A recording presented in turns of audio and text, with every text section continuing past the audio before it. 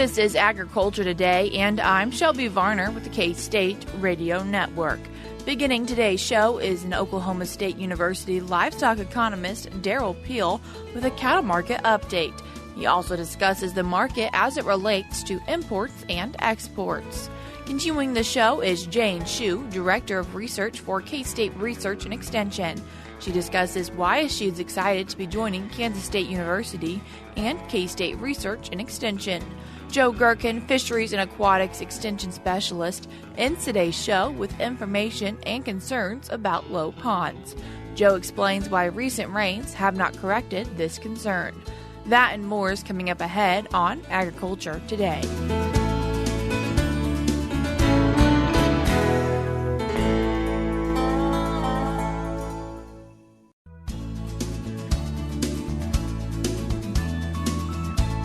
You're tuned into Agriculture Today, and we start our Monday show as we normally do with a cattle market update.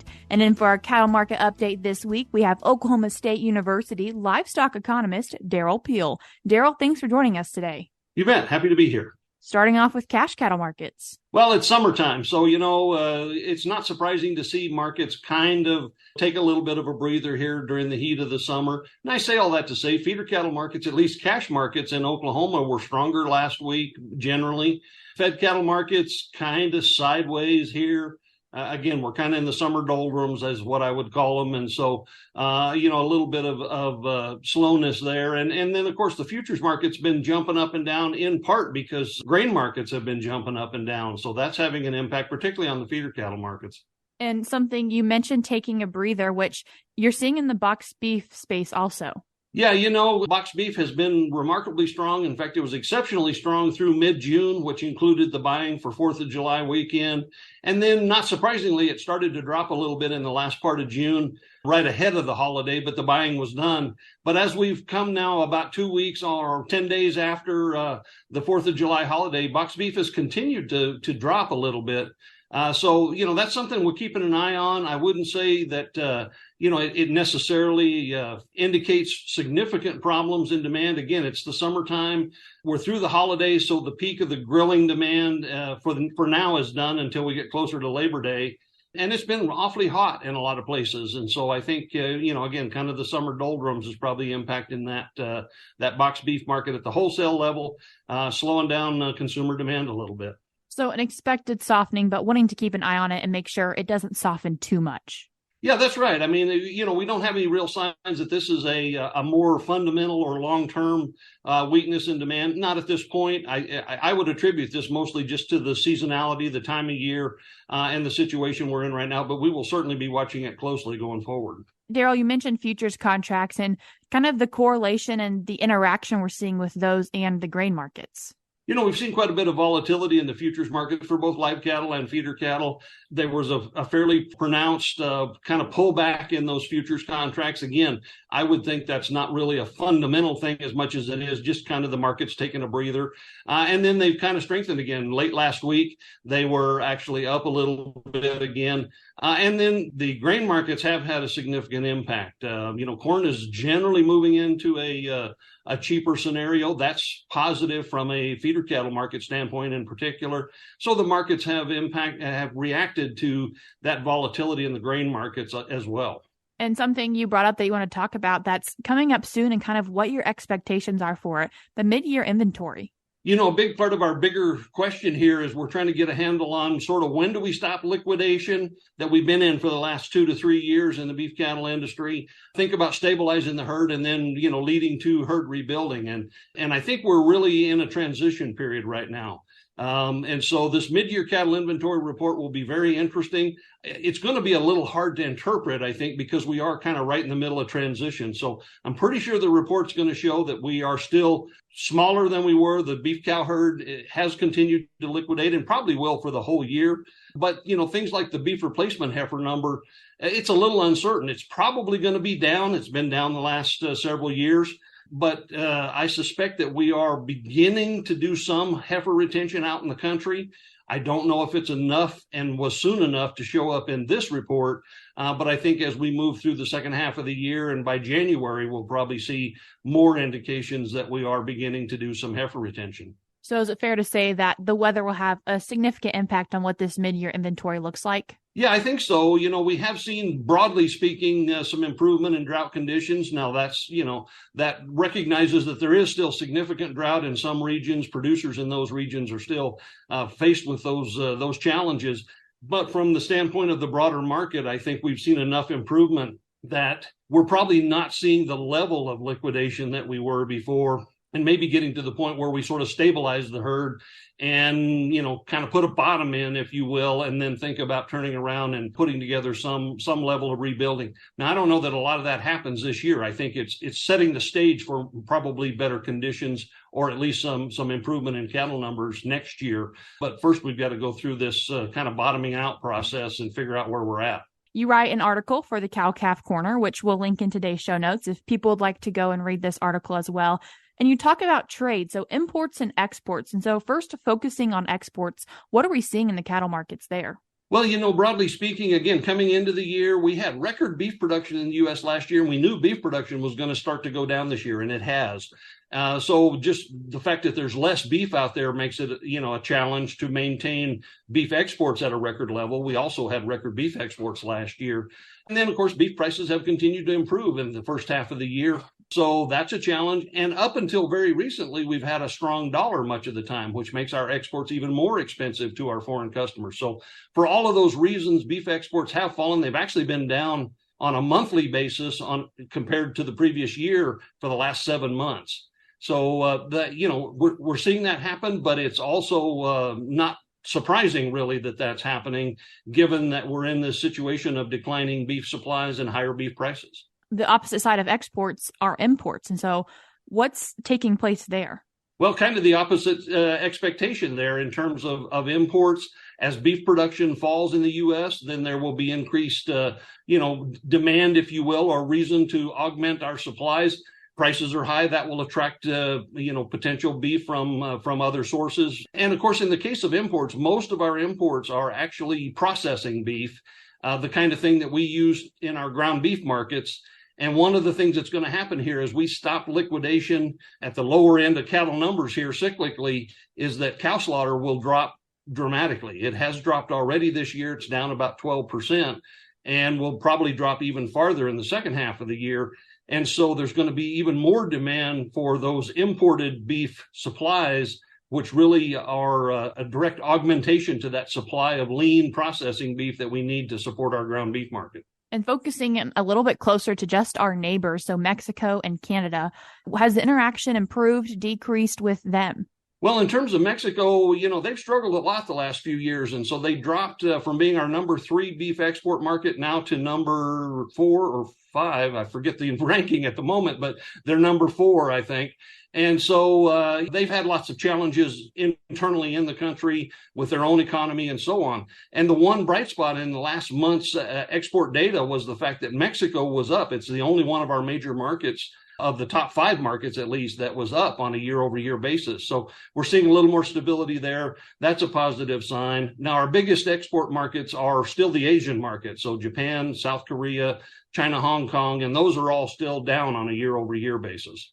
As we've talked about importing and exporting, obviously around the world here some, Derrell, you recently went on a trip and we talked about your preparations for going last time we spoke. And so you've now made it back from that trip to Ireland and Scotland, and the cattle market obviously involves the whole cattle industry. And so what was the cattle industry like over there? I really enjoyed this opportunity to see more of the country in both Ireland and Scotland. This trip involved a lot of travel, so we were on the move a lot. We were there about 2 weeks with a group of students and got to see a lot of the country. And obviously, both of those countries are heavily pasture-dominated environments. I mean, they do have some cropping, but really pasture is the big thing in both of those countries. So sheep production, cattle production, dairy production in Ireland in particular is the predominant use of those forages. In Scotland, it's more beef cattle production and sheep production. And, it was just great to see that country. It reminded me, frankly, a lot of my home state of Montana. A lot of the country, it's a northern latitude, and it reminded me a lot of it in many ways. And so the cattle and sheep industry there are both very, very important to those agricultural industries. As we wrap up our conversation about the cattle market, looking at the whole globe, but then also just the United States of America, what would you like to tell producers when you look at the cattle market? I think the cattle market in the U.S. is obviously we're seeing some pretty significant transition. A lot of dynamics right now, even more than usual in this industry. With beef production falling, cattle numbers are tight and getting tighter. We're not at the bottom of that yet, but we're also seeing generally speaking, some improvement in drought conditions. Producers are in a situation now, I think, where they can be less on the defensive. We've been on the defensive so much through drought conditions and so on. And at least some producers now are in a position to be a little more proactive, think about this market and its trajectory for the next couple of years and how they want to be positioned in that. So I think it's a chance to sort of be a little more aggressive, if you will, or offensive in terms of your strategy here to try to be ready to take advantage of some opportunities in this market. So we're going to get through this, kind of heat of the summer thing in the very short run. Those supply fundamentals that we just talked about are still there. They're going to be driving the market, and they will become even more apparent as we get into the fall of the year. Again, we're talking about a tight supply situation that works its way all the way down. It really starts at the cow-calf level now. So the cow-calf sector going to be in the driver's seat for the foreseeable future as this market tries to stop herd liquidation and provide the incentives to rebuild this herd. Derrell, thank you. I appreciate you sharing your insight with us. Absolutely. Anytime. That was Oklahoma State University livestock economist Derrell Peel. The link to his Cow-Calf Corner newsletter can be found in today's show notes on agtoday.net. We're cutting to a short break now, but when we come back, we'll be joined with Jane Schuh, the new Director of Research for K-State's College of Agriculture.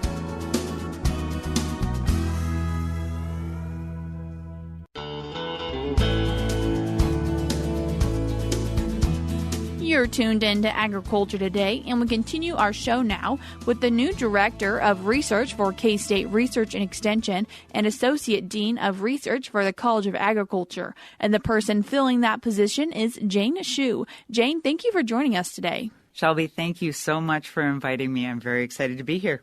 And Jane, before we get into discussing kind of what your job entails and things you hope to accomplish while here at Kansas State University, you just now started in July with K-State Research and Extension and the College of Agriculture. And what led you to making your move to Manhattan, Kansas? Well, I am a small town, rural agriculture type of girl. I grew up on a farm about 5 miles out of a little teeny tiny town of Sheldon, North Dakota, on a farm.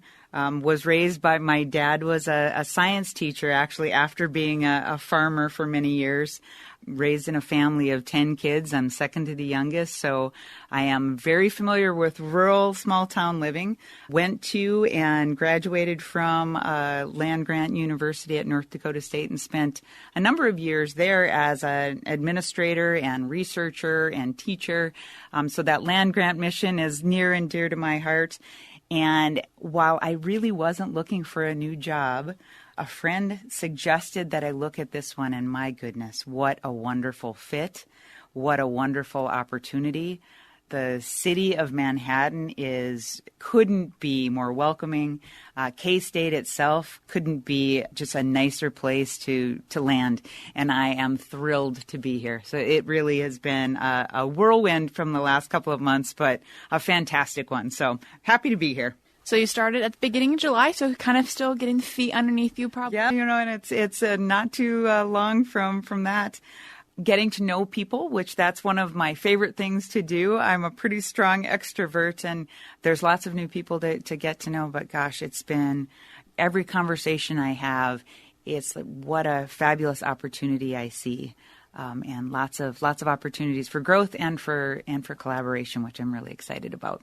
And Jane, from your title, you're obviously doing a lot of research here. Mm-hmm. And what are some few things that you're really excited about in terms of research for Kansas State and producers? Well, I think there's a lot of opportunity, and people have seen that in the huge investment in infrastructure and facilities that the university is making and really is growing in ag. And those facilities are going to be world-class facilities that bring together researchers from different disciplines different types of things. And I always say that's the reason that you go to a comprehensive research university, is because it's one-stop shopping. You've got a big problem or you've got an applied problem, there's people that have that knowledge and know-how. You might be bringing economists in. You might be bringing people from sociology in. You might be bringing people from engineering or agriculture in any of its kind of facets. But they can work together and really be responsive to the stakeholders, both people who are producers, but people in industry as well. And being able to collaborate across all of those different disciplines for different needs is something that I think is just tremendously exciting. And that investment in agriculture and in the economy of the state is something that I can't wait to join in. And obviously for Kansas State Research and Extension, teaching, research, and outreach are really important. And a word you've mentioned a few times, collaboration is something really important to you, Jane. Absolutely. So one of the things that really drew me to this opportunity was not only the need, but really the desire to increase collaboration across the entire university. And so when I look at kind of my background and being able to work with public-private partnerships, being able to work with business, being able to work with federal research, being able to work with state agencies, that I think really fits well into what I see as opportunities growing in Kansas right now. And that you think about teaching and training the new workforce that we need, working with producers, working with industry to find out, okay, what do they need in the students that we're teaching and training to move out into that workforce. The research, technology that is changing, the transformation of agriculture in the digital world. And I mean, that's going to be a new green revolution. How do we use the data that we're collecting? And outreach, one of the things that I have always been very proud of in working at a land grant is that outreach component, the extension component, where not only are we extending the knowledge that is created on campus, but that's a two-way street. We're also getting knowledge from the producers, getting ideas for what we should be doing next. And those three things working together on top of just some wonderful facilities that are being built, some great relationships with that public-private partnership. It is a new day dawning in Kansas, and I'm really happy to be here. And something you mentioned before we started this interview was research that supports Kansas producers who may be having water issues or having to think about water, but then how that also applies abroad of solving issues here that could solve issues other places. Yeah, absolutely. I mean, you don't have to talk to too many people to hear water pop up, and really what a tremendous opportunity for all of that collaboration to come around a really central issue. Sometimes a problem, sometimes a blessing, right? But to look at not from one perspective, because there's not just one perspective that's going to be able to fix things or help things even. It really is going to be multiple perspectives, looking at things in different ways. It's going to be conservation. It's going to be changes in how we do things and an understanding of why we're doing things, so that that outreach and extension is really important. Working together with federal, with state legislators, both on the policy side of things, but also on the funding side of things. Looking at the resources that are needed to really tackle some of these big problems and pull people together, make sure that you have the right people around the table. But then you think about Kansas and all of the work that's being done in this area and will be done in this area. And then how do you extrapolate that to other places that are dealing with the same issues? So that collaboration goes broader. Kansas and Kansas State have really been a leader in the forefront of some national, international labs looking at how the things that we are working on here can be in collaboration even on that larger global scale, and really global leaders in some really important areas, and water being one of them. One of the things that's important in an agricultural state and a rural ag state, one of the things that I always think about when I think about sustainability, again, number 9 of 10 kids on a home farm, right? Sustainability to me often is how does that farmer sustain a good way of life for himself and his family, or herself and her family, and be able to pass that on to the next generation? What does that look like, and how do we help support that in the land grant mission? So I think, we have an opportunity to be global leaders for sure. And Jane, as you've made the move to Manhattan, Kansas, and are now at Kansas State University and a Wildcat, what are the first few things you kind of have out in the horizon that you're wanting to accomplish? I am very excited to be doing the Western tour for field days. So I'm going to be out and looking at Colby and Garden City and Tribune, and really taking a look to see what's out there, boots on the ground, but also getting to know some of the folks who are out there who are K-State in the western part of the state, but also have the opportunity, hopefully, to talk to some of the producers and some of the folks they're working in feedlots, some of the people that are working in crop ag as well. So that's something I'm very excited about. I love field days, and also football. I'm a big fan.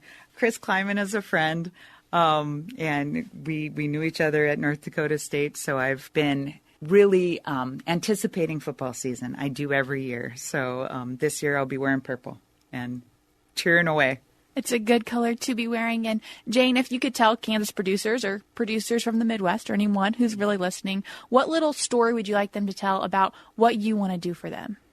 Well, one thing that I would say is my door is open. I am very accessible to people, and I would love to hear your story, because I think for me that's really the important part of the land grant, is that we are serving the people of the state. And that service mentality, that the heart of a servant is what I hope to not only to have, but so that people can see in me, is that service is something that's important, and working together, I think we can really improve the lives of all the people in Kansas, but beyond that as well. Jane, I appreciate you taking the time to join us today and give us some information about what you're hoping to do with Kansas State Research and Extension and its research programs. Thank you very much, Shelby. This has been just a joy for me. Thanks. That was the Director of Research for K-State Research and Extension and Associate Dean of Research for K-State's College of Agriculture, Jane Schuh. If you'd like to learn a little bit more about Jane, there was a recent news release written about her, which I will link in today's show notes, which, as always, you can find on agtoday.net. We're cutting to a short break now, but we'll be back with more ahead on Agriculture Today.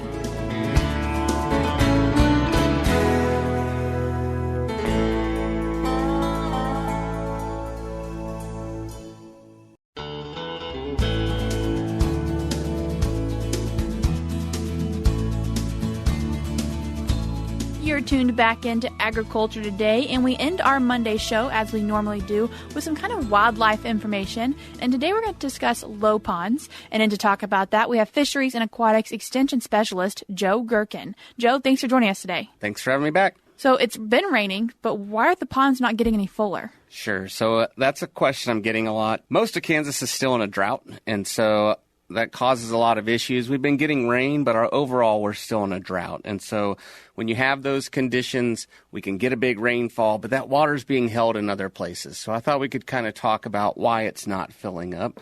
There are two main reasons for that. So one, ponds really rely on the watershed themselves. So upstream ponds or upstream creeks might be holding back some of that water because their water levels are low too.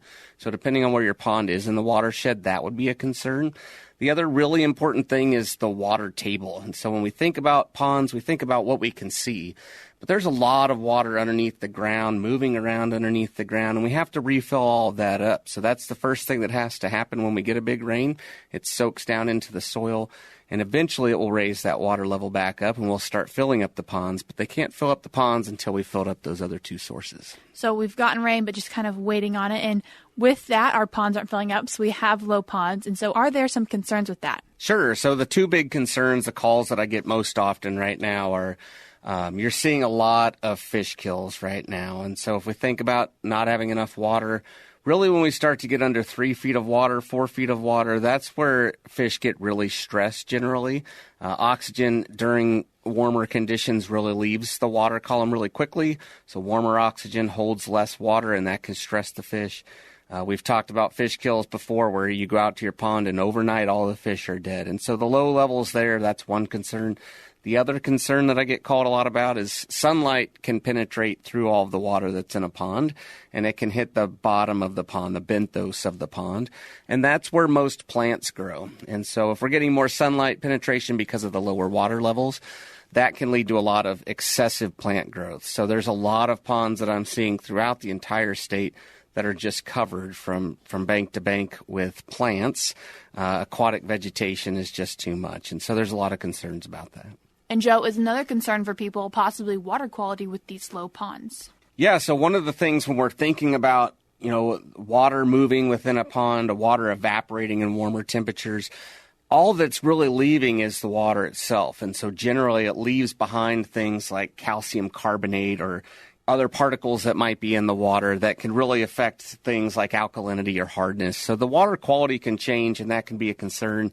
Fish also tend to get concentrated in smaller areas, so you might have competition or predation issues that you wouldn't have had before. So lots of things can happen in a pond. So are there concerns other than livestock not having water to drink that producers should be thinking about with low ponds? Yeah, that's a great question, and that's something that I get fairly often. The water is still safe for your livestock. If you have something floating on the top that looks like green paint, there are blue-green algal blooms that tend to happen more in warmer months. So that would be a concern. But the water itself, excessive vegetation doesn't really hurt it. The water quality changes that we're seeing generally don't affect livestock. So the livestock watering ponds are still generally safe for the livestock as long as there's water there. So hopefully you're not having to haul it all in. And other than us just wanting some more rain and helping with a lot of things related to agriculture, what are things producers can do? When it comes to a pond, properly constructing a pond is really important. So making sure that the bottom of the pond's constructed. Look at the silver lining. So this is a great time of year to go out and dig out a pond and get it deeper. And then, you might have to consider alternative sources, but really preparing for the next drought or working on your pond to make sure it's great moving forward is the biggest thing that we can do.